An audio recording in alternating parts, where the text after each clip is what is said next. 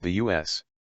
Centers for Disease Control said a laboratory technician may have been accidentally exposed to the Ebola virus. The exposure occurred earlier this week at the agency's Atlanta, Georgia, headquarters. A CDC spokesperson said a small amount of a live Ebola virus may have been mistakenly transferred from one laboratory to another that was not equipped to handle it. The technician is being monitored for a 21-day period, the typical incubation period for the disease.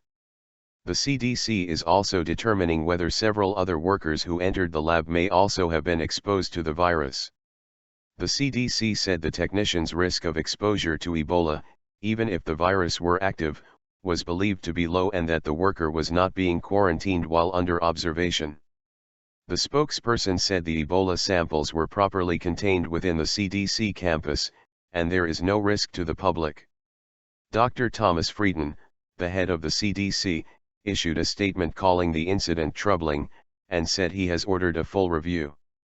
This week's incident follows two high-profile cases earlier this year of mishandled samples of anthrax and avian influenza at the CDC that called into question safety practices at the Research Institute and drew criticism from Capitol Hill.